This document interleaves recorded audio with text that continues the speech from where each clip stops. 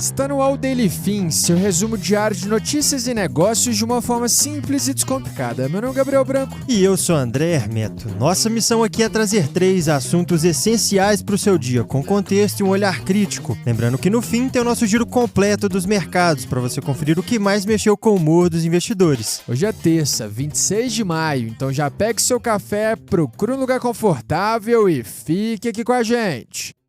Entre os destaques desse episódio na seção Empresas, Rumble e Trump Media processam Alexandre de Moraes. Em mundo, Papa Leão XIV lança sua primeira encíclica e dá recado sobre IA. Já no Brasil, Vorcaro ligado a Odebrecht, fim da escala 6x1 e muito mais. E antes de começar nosso podcast, o patrocinador de hoje é para você que é fã de Fórmula 1 que nem a gente. Quem aí lembra da trajetória de Rubens Barrichello? Foram 11 vitórias, 68 pódios, 14 poles e 326 GPs disputados. Teve até vitória com cara de filme, Branco. No GP da Alemanha de 2000, Rubinho largou em 18º, pegou chuva no caminho e ainda terminou no topo do pódio. Pois é, e o que muita gente não sabe é que ele também acelera fora das pistas, só que agora no mercado financeiro. O Rubinho é embaixador da nossa parceira Remessa Online, uma plataforma criada para simplificar transferências internacionais. Pela plataforma, dá para enviar e receber dinheiro do exterior com câmbio competitivo, taxas claras e menos burocracia. E se aparecer alguma dúvida no caminho, o atendimento é 100% humanizado em português para ajudar no que for preciso. E para os ouvintes do nosso podcast, como sempre, tem um benefício exclusivo. Usando o cupom DAILYFIN tudo junto, você garante 15% de desconto na taxa de câmbio. O link do site da Remessa Online está na descrição desse episódio. Boa, Branco. Agora voltando para nossa programação, bora para a primeira notícia.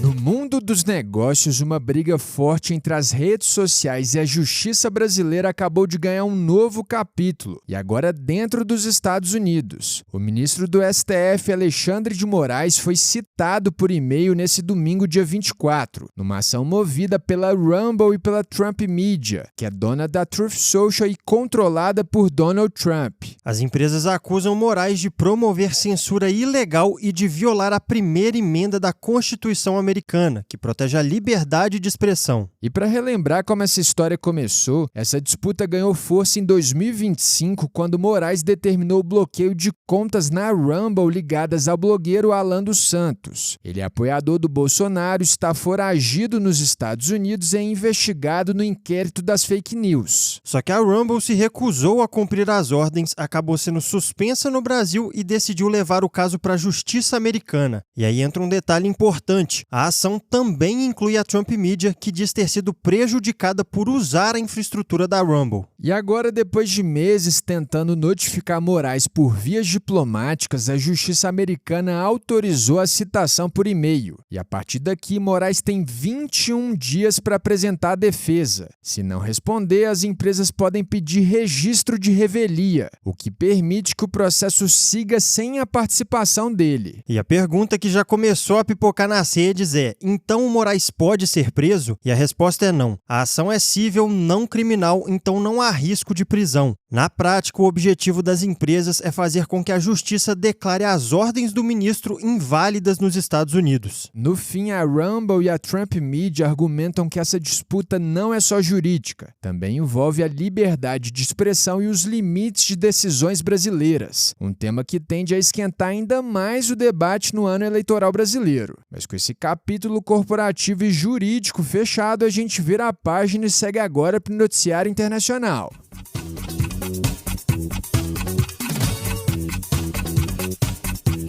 Agora no bloco internacional, o Vaticano soltou um recado bem direto sobre tecnologia. Um ano após assumir o comando da Igreja Católica, o Papa Leão XIV divulgou ontem a primeira encíclica do pontificado batizada de Magnifica Humanitas, ou Magnifica Humanidade na tradução do latim. E o foco do documento é basicamente sobre como proteger a pessoa humana na era da inteligência artificial. E para contextualizar rapidinho, pessoal, na tradição católica, encíclicas estão entre os textos mais importantes de um papa. Elas são cartas direcionadas a bispos e fiéis com orientações centrais da doutrina. No caso de Leão XIV, a escolha do tema deixa claro que a relação entre tecnologia e dignidade humana deve ser uma marca do papado dele, aproximando a igreja das transformações do século XXI. E olha o tamanho desse documento. Ele tem 105 páginas e mais de 42 mil palavras. E a ideia central parte de que a tecnologia não é essencialmente má, mas também não é neutra.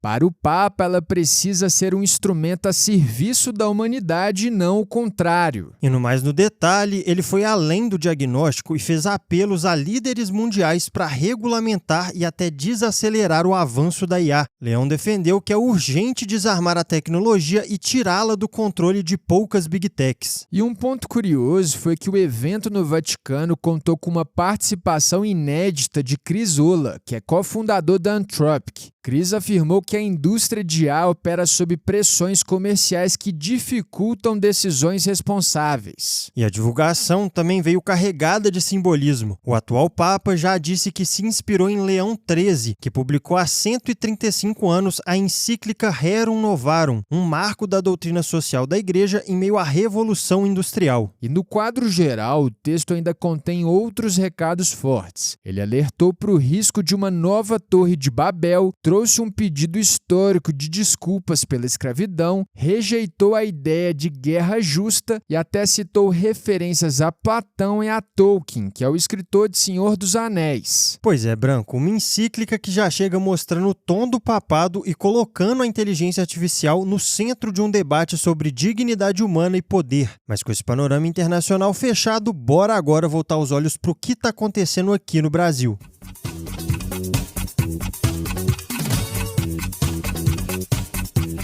Começando o Bloco de Brasil, rolou uma informação pesada envolvendo Daniel Vorkar e a Odebrecht, que hoje se chama Nova Honor. Segundo Metrópolis, a Nova Honor é a sócia de empresas ligadas a Vorkar em 6 empreendimentos imobiliários em São Paulo, somando 577 apartamentos e unidades comerciais em áreas nobres, como Itaim Bibi e Bela Vista. E o timing dessa revelação chama atenção, porque ela aparece justamente enquanto Vorkar tenta destravar uma delação premiada. Segundo interlocutores, ele teria aceitado elevar de 40 para 60 bilhões de reais o valor a ser devolvido caso o acordo avance. Nos bastidores, a expectativa é que o banqueiro entregue novas informações. E saindo desse tema no cenário nacional e indo para nossa segunda notícia, ontem, dia 25, o presidente da Câmara, Hugo Mota, disse que a PEC do fim da escala 6x1 deve manter 3 pontos inegociáveis, que seriam reduzir a jornada de 44 para 40 horas semanais, garantir 2 dias de folga e manter os salários preservados. E segundo ele, essa redução seria gradual. Seriam 2 horas a menos após 60 dias da promulgação da PEC e mais 2 horas a menos depois de 12 meses. Além disso, para tentar reduzir o impacto sobre as empresas, o Congresso também discute permitir que MEIs contratem mais de um funcionário com carteira assinada. E fechando com a terceira notícia do nosso Giro Nacional, Flávio Bolsonaro viajou para os Estados Unidos e pretende se reunir hoje com Donald Trump em Washington. Ele deve ser acompanhado do irmão Eduardo Bolsonaro e do empresário Paulo Figueiredo, mas esse encontro ainda não foi confirmado oficialmente pela Casa Branca. Enquanto isso, o presidente Lula iniciou sessões de radioterapia depois de retirar uma lesão cancerígena no couro cabeludo. O tratamento deve durar 3 semanas, com 15 sessões e sem interromper a agenda presidencial. Pois é, Andrazinho, entre bastidores de delação, negociação sobre jornada de trabalho e movimentações políticas, o noticiário de Brasília segue bem movimentado. Mas com a nossa sessão Brasil encerrada, bora agora conferir como foi o fechamento dos mercados.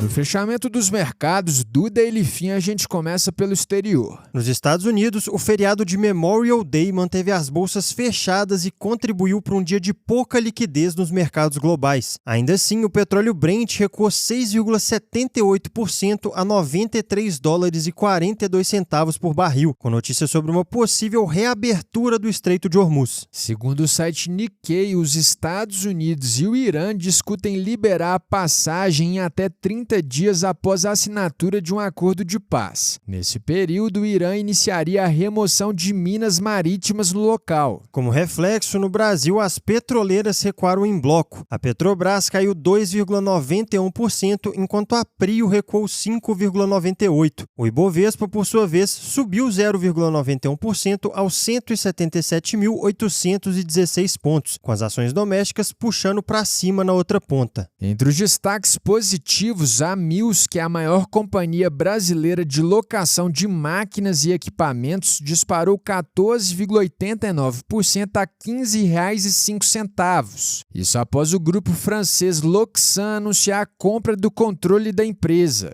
A oferta é de R$ 16,00 por ação, um prêmio de 22% sobre o fechamento de sexta, avaliando a companhia em 3,8 bilhões de reais. Para fechar, o dólar recuou 0,19% a R$ 5,01.